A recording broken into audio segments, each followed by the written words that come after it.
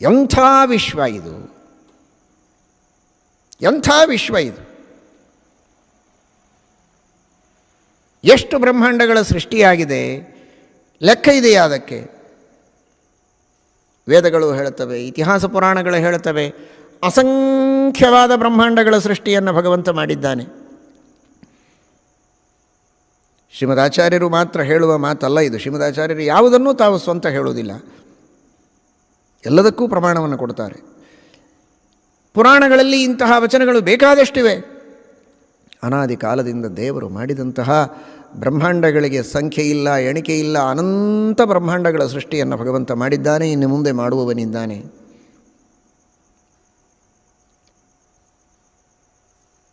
ಇಷ್ಟು ದಿನಗಳವರೆಗೆ ದೇವರೇನೆಲ್ಲ ಬ್ರಹ್ಮಾಂಡದ ಸೃಷ್ಟಿಯನ್ನು ಮಾಡಿದ, ಅನಂತ ಅನಂತ ಜೀವರಾಶಿಗಳಿಗೆ ದೇಹಗಳನ್ನು ಕೊಟ್ಟ, ನಾನಾ ವಿಧವಾದ ಕಾರ್ಯಗಳನ್ನು ಮಾಡಿಸಿದ.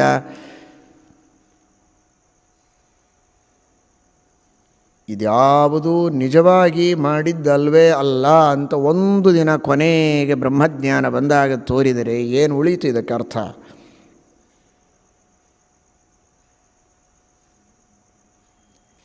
ಏನಿದೆ ದೇವರ ಮಹಿಮೆ? ಬ್ರಹ್ಮಜ್ಞಾನ ಆಗುವವರೆಗೆ ದೇವರಿಗೆ ಮಹಿಮೆ ಇದೆ, ಆ ನಂತರ ಮಹಿಮೆ ಇಲ್ಲ ಅಂತ ಹೇಳಲಿಕ್ಕೆ ಸಾಧ್ಯವಾ? ಅದರ ವ್ಯಾಖ್ಯಾನ ಮಾಡಿದ್ದೇವೆ. ಹಿಂದೂ ಇರಲಿಲ್ಲ, ಈಗೂ ಇಲ್ಲ, ಮುಂದೂ ಇಲ್ಲ ಅಂತ ತಾನೇ ಬ್ರಹ್ಮಜ್ಞಾನದಲ್ಲಿ ತೋರೋದು. ಆ ರೀತಿ ತೋರಿದರೆ ಏನು ದೇವರ ಮಹಿಮೆ ಇದೆ? ಇತಿಹಾಸ ಪುರಾಣಗಳಿಗೆ ಏನು ಅರ್ಥ ಇದೆ? ವೇದಗಳಿಗೆ ಏನು ಅರ್ಥ ಉಳಿಯಿತು? ಏನು ನಮ್ಮ ಭಾರತೀಯ ಪರಂಪರೆ? ಏನು ಆ ಪ್ರಮಾಣಗಳ ರಾಶಿ ರಾಶಿ ರಾಶಿ! ನಮ್ಮ ಸನಾತನ ವೈದಿಕ ಧರ್ಮದ ಅಹೋಭಾಗ್ಯ ಅಹೋಭಾಗ್ಯ ಅಹೋಭಾಗ್ಯ!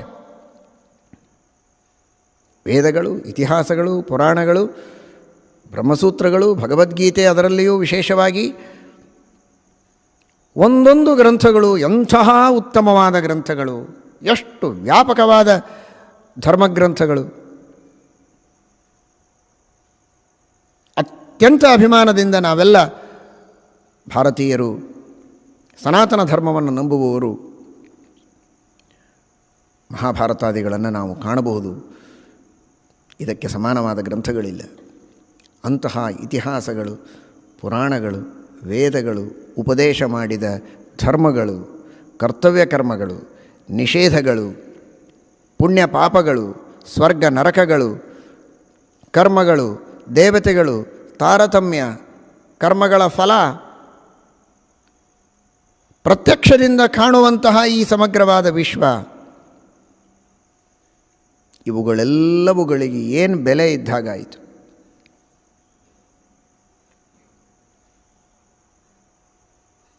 ನೀವು ಎಷ್ಟು ಹೊತ್ತು ಏನು ಹೇಳಿಕೊಳ್ತೀರೋ ಹೇಳಿಕೊಳ್ಳಿ, ನಿಮಗೆ ನಾವು ಬೆಲೆ ಕೊಡ್ತೇವೆ. ನಾಳೆ ಮಾತ್ರ ನೀವು ಹೇಳಿದ್ದೆಲ್ಲವನ್ನೂ ಇಲ್ಲ ಅಂತ ನಾವು ಹೇಳ್ತೇವೆ ಅಂದರೆ ಅದು ಬೆಲೆಯ? ನಾಳೆ ಹೇಳಿದರೇನು, ನಾಡದ್ದು ಹೇಳಿದರೇನು, 1000 ಕೋಟಿ ವರ್ಷಗಳ ನಂತರ ಇಷ್ಟು ದಿನಗಳವರೆಗೆ ಹೇಳಿದ್ದೆಲ್ಲ ಸುಳ್ಳು, ಇಷ್ಟು ದಿನಗಳವರೆಗೆ ಇದ್ದದ್ದೆಲ್ಲ ಸುಳ್ಳು ಅಂದರೆ ಏನು ಬೆಲೆ ಉಳಿತು? ಹಾಗಾದರೆ ಎಂದೆಂದಿಗೂ ಈ ಜಗತ್ತು ಸುಳ್ಳು ಅಂತಾಗುವುದಿಲ್ಲ. ಈ ಜಗತ್ತು ಸತ್ಯ. ಬಹುಚಿತ್ರ ಜಗದ್ಬಹುಧಾ ಕರಣಾತ್ ಪರಶಕ್ತಿರನಂತ ಗುಣಃ ಪರಮಃ. ಏನು ಆ ಭಗವಂತನ ಅಚಿಂತ್ಯವಾದ ಅದ್ಭುತವಾದ ಶಕ್ತಿ ಸಾಮರ್ಥ್ಯ!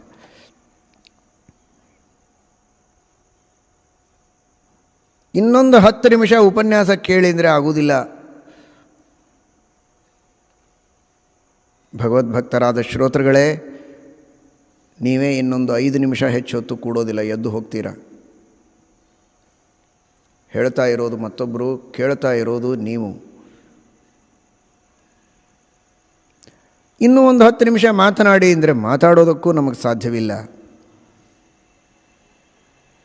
ಸಾಕು ಅಂತ ಶ್ರಮವಾಯಿತು ಅಂತೇವೆ. ಮಾತೂ ಬೇಡ, ಕೆಲಸನೂ ಬೇಡ, ಊಟ ಮಾಡೋದಕ್ಕೂ ಆಗೋದಿಲ್ಲ. ಬಹಳ ಎಲ್ಲರಿಗೂ ಬಹಳ ಬೇಕು ನಿಜ, ಎಷ್ಟೋ ಅಷ್ಟು, ಅದಕ್ಕೂ ಜಾಸ್ತಿ ಆದರೆ ಬೇಡ ಅಂತಾನೆ, ಊಟ ಮಾಡಲಿಕ್ಕಾಗೋದಿಲ್ಲ.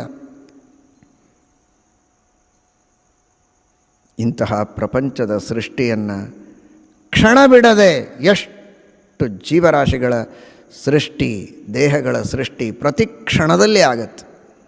ಆಲೋಚನೆ ಮಾಡಿ ಆ ಭಗವಂತನ ಜ್ಞಾನ ಹೇಗಿರಬಹುದು. ಶ್ರೀಮದ್ ಆಚಾರ್ಯರಂತಾರೆ, ಸ್ವಮತಿ ಪ್ರಭವಂ ಜಗದಸ್ಯ ಯತಃ ಪರಬೋಧತನುಂಚ ತತಃ ಖಪತಿಂ. ತನ್ನ ಮತಿಯಿಂದ ಇಂತಹ ಜಗತ್ತಿನ ನಿರ್ಮಾಣವನ್ನು ಮಾಡ್ತಾನಲ್ಲ ದೇವರು. ಏಕಕಾಲಕ್ಕೆ ಕೋಟಿ ಕೋಟಿ ಕೋಟಿ ಪದಾರ್ಥಗಳ ಸೃಷ್ಟಿಯಾಗತ್ತೆ. ಅದೊಂದು ಅದ್ಭುತ. ಈ ತರಹದ ಪದಾರ್ಥಗಳ ಸೃಷ್ಟಿ ಆಗ್ತಾ ನಡೀತಾ ಬಂದದ್ದು ಅನಾದಿ ಕಾಲದಿಂದ. ಇದು ನಿಲ್ಲೋದಿಲ್ಲ. ಮಧ್ಯದಲ್ಲಿ ಪ್ರಳಯ, ಮತ್ತೆ ಇಂತಹ ಸೃಷ್ಟಿ. ನಿರಂತರ ಈ ಸೃಷ್ಟಿ ಪ್ರಳಯಗಳ ಚಕ್ರ ನಡೀತಾನೇ ಇರ್ತದೆ. ಅನಾದ್ಯನಂತ ಕಾಲದಲ್ಲಿ ನಡೀತದೆ. ಮಾಡೋ ವ್ಯಕ್ತಿಗಳೆಷ್ಟು? ಒಬ್ಬ ದೇವರು ಒಬ್ಬನೇ. ಏಕೋ ದೇವ ಸರ್ವಭೂತೇಷು ಗೂಢ. ಒಬ್ಬನೇ ಪರಮಾತ್ಮ ಈ ಎಲ್ಲ ಜಗತ್ತಿನ ಸೃಷ್ಟಿಯನ್ನು ಮಾಡೋದು. ಅಂದರೆ ಅವನ ಬುದ್ಧಿ ಏನಿರಲಿಕ್ಕಿಲ್ಲ. ಅವನ ಶಕ್ತಿ ಎಷ್ಟು, ಅವನ ಉತ್ಸಾಹ ಎಷ್ಟು. ಏನಾದರೂ ಲಾಭ ಇದೆಯಾ? ಒಂದು ಕಾಸು ಕಿಂಚಿತ್ತೂ ಲಾಭ ಇಲ್ಲ. ಕೇವಲ ಜೀವರ ಉದ್ಧಾರಕ್ಕಾಗಿ ದೇವರು ಇಂತಹ ಜಗತ್ತಿನ ಸೃಷ್ಟಿಯನ್ನು ಮಾಡ್ತಾನೆ. ಅದು ಕಾರುಣ್ಯ ಎಷ್ಟು, ಆ ಉತ್ಸಾಹ ಎಷ್ಟು, ಆ ಶಕ್ತಿ ಎಷ್ಟು.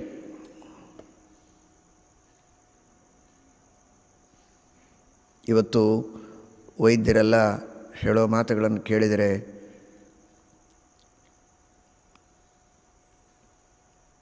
ದೇಹದ ನಿರ್ಮಾಣವಾಗಬೇಕಾದರೆ ಒಂದು ಚೂರು ವ್ಯತ್ಯಾಸ ಆದರೆ ಎಷ್ಟು ಕಷ್ಟ ಆಗುತ್ತೆ.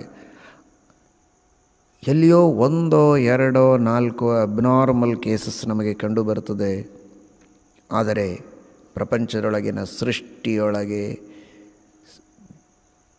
ಹುಟ್ಟಿ ಬರುವ ಜೀವರಾಶಿಗಳ ದೇಹಗಳಲ್ಲಿ ನಾರ್ಮಲ್ ಆಗಿ ಹುಟ್ಟುವವರು ಎಷ್ಟು ಜನ ಇದ್ದಾರೆ?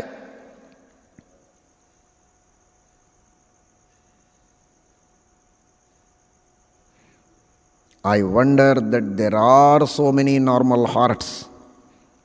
ಒಬ್ಬ ವೈದ್ಯ ಹೇಳ್ತಾನೆ, ಜಗತ್ತಿನೊಳಗೆ ನಾರ್ಮಲ್ ಹಾರ್ಟ್ಸ್ ಬಹಳ ಇದೆ ಎನ್ನುವುದು ನನಗೊಂದು ದೊಡ್ಡ ಆಶ್ಚರ್ಯದ ಸಂಗತಿ. ಆ ಹಾರ್ಟಿನ ಸೃಷ್ಟಿಯಾಗಬೇಕಾದರೆ ಎಷ್ಟು ಕಷ್ಟ ಇದೆ, ಎಷ್ಟು ಕಾಂಪ್ಲಿಕೇಶನ್ ಇದೆ ನೋಡಿದರೆ ಅಬ್ನಾರ್ಮಲ್ ಹಾರ್ಟ್ಸೇ ಬಹಳ ಆಗಿ ಬೈ ಚಾನ್ಸ್ ಸಾವಿರಾರು ಹಾರ್ಟ್ಗಳನ್ನು ಸೃಷ್ಟಿ ಮಾಡುವಾಗ 1, 2 ನಾರ್ಮಲ್ ಆಗಬೇಕು. ಆದರೆ ವಿಪರೀತ ಇದೆ, ನಾರ್ಮಲ್ ಹಾರ್ಟ್ಸೇ ಬಹಳ ಇದೆ. ಇದು ಒಂದು ಹಾರ್ಟ್ ಅಲ್ಲ.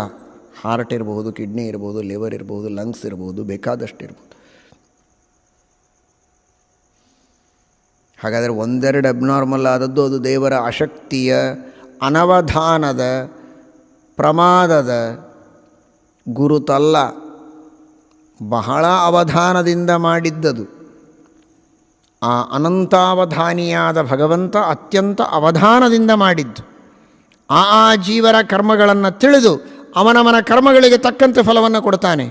ಜನ್ಮಾಂತರದಲ್ಲಿ ಮಾಡಿದ ಪಾಪಗಳಿಗೆ ತಕ್ಕಂತೆ ಎಬ್ನಾರ್ಮಲ್ ಆದಂತಹ ಅಂಗಗಳನ್ನು ಕೊಟ್ಟರೂ ಕೂಡ ಅವರವರ ಕರ್ಮಗಳಿಗೆ ತಕ್ಕಂತೆ ನಾರ್ಮಲ್ ಆದಂತಹ ಆರ್ಗನ್ಸನ್ನು ಸೃಷ್ಟಿ ಮಾಡೋದಕ್ಕೆ ಭಗವಂತ ಸಮರ್ಥ.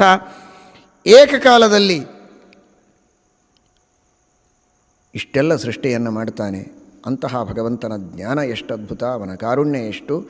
ಅಂತಹ ಅತ್ಯಂತ ಶುದ್ಧನಾದ, ನಿರ್ದೋಷನಾದ, ಸಗುಣನಾದ, ಸಾಕಾರನಾದ, ಪರಿಪೂರ್ಣನಾದ ಆ ಪರಬ್ರಹ್ಮನಾದ ಪರಮಾತ್ಮನನ್ನು, ಶ್ರೀಮನ್ನಾರಾಯಣನನ್ನು, ಸರ್ವೋತ್ತಮ, ಸರ್ವಗುಣ ಪರಿಪೂರ್ಣ, ಸರ್ವದೋಷ ದೂರ, ಸತ್ಯವಾದ ಜಗತ್ತಿನ ಸೃಷ್ಟಿಯನ್ನು ಮಾಡಿದ ಅಚಿಂತ್ಯದ್ಭುತ ಶಕ್ತಿ ಸಂಪನ್ನ ಅಂತ ಜಗತ್ತಿಗೆ ಸಾರಿ ಸಾರಿ ಹೇಳಿ ಆ ರೀತಿಯ ಉಪಾಸನೆಯಿಂದ ಆ ಪರಮಾತ್ಮನ ಪರಿಪೂರ್ಣವಾದ ಅನುಗ್ರಹವನ್ನು ಪಡೆದು ಆ ಭಗವಂತನ ಕೃಪೆಗೆ ಪಾತ್ರರಾಗಿ ಮೋಕ್ಷವನ್ನು ಹೊಂದುವುದಕ್ಕೆ ದಾರಿ ತೋರಿಸಿಕೊಟ್ಟ ಶ್ರೀಮದಾನಂದ ತೀರ್ಥ ಭಗವತ್ಪಾದಾಚಾರ್ಯರ ಕೊಡುಗೆ ಇದು ಅತ್ಯಂತ ಅಸಾಧಾರಣವಾದಂತಹ ಕೊಡುಗೆ. ಇಂತಹ ಸೃಷ್ಟಿ ಮಾಡಿ ಮೋಕ್ಷವನ್ನು ಕೊಡ್ತೇನೆ ಅಂತ ಪ್ರೀತಿಯಿಂದ ಕೈಚಾಚಿ ಬನ್ನಿ ಅಂತ ಕರೆದ ಭಗವಂತನಿಗೆ ನೀನು ಮಾಡಿದ ಸೃಷ್ಟಿ, ನೀನು ಮಾಡಿದ ಜಗತ್ತು ಸುಳ್ಳು ಅಂತ ಹೇಳಿ ಅವನ ಅವಕೃಪೆಗೆ ಪಾತ್ರರಾಗಿ ನಾವು ಪಡೆಯಬೇಕಾದ ಮೋಕ್ಷವನ್ನು ಪಡೆಯದಂತೆ ವಂಚಿತರಾಗದೇ ಇರೋ ಹಾಗೆ ನಮ್ಮನ್ನು ಕಾಪಾಡಿದ ಶ್ರೀಮದಾಚಾರ್ಯರ ಕೊಡುಗೆ ಇದು ಅಪಾರವಾದಂತಹ ಕೊಡುಗೆ, ಅದ್ಭುತವಾದ ಮಹಿಮೆ ಎಂಬುದಾಗಿ ನಾವು ಅರ್ಥ ಮಾಡಿಕೊಳ್ಳಬಹುದು. ಹರಯೇ ನಮಃ. ಶ್ರೀಕೃಷ್ಣಾರ್ಪಣಮಸ್ತು.